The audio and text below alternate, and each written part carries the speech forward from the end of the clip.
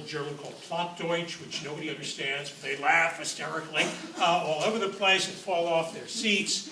And these are the leaders of the country.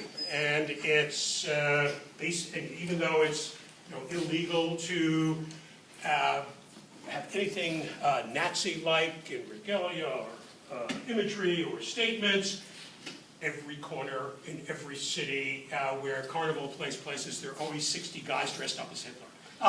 Because you can do it whenever you want. Total liberation, pretty much, during Carnival.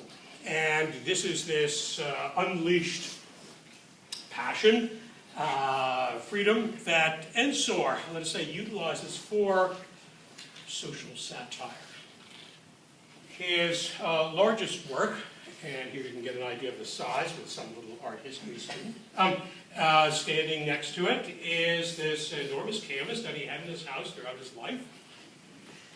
Today it's in the Royal Museum of Art in Brussels, called The Entry of Christ into Brussels in 1889. The picture was painted in 1888, so this is what he's painting the future. This is what would happen the next year if and when Christ enters into the city.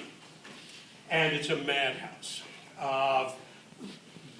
Well, you can't tell whether they're monsters or just people dressed as monsters. You don't know who's wearing a mask and who's just a grotesque in oneself. And where's Jesus in this great carnival parade that you're looking at? Which is essentially what you see here. Oh yeah, there he is.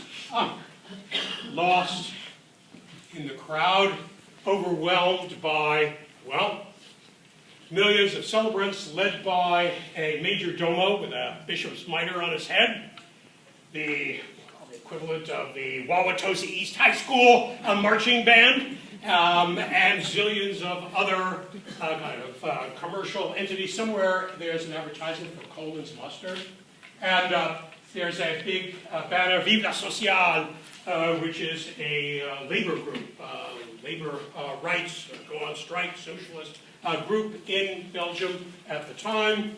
And who's this? Something like the mayor, city officials, and here it says, "Hooray for Jesus, King of the Poor," over here. And you might ask yourself, in this array of silliness, ugliness, rawness, celebration, in which the celebrant almost disappears, and what would it be like if, let's say, Christ came down to earth and appeared in New York or Washington, D.C., what would happen? What would the television shows say? What kind of music would they play in the background? What would the interview with Jesus be like on 60 Minutes?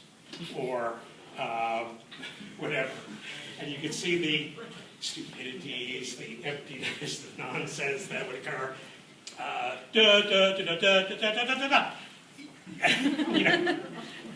Come out, what kind of questions? What did it feel like to be on the cross? Kind of, or those kinds of interviews. This is the same, that's the sort of satire that Ensor is working on here. We haven't really looked, although we've had works that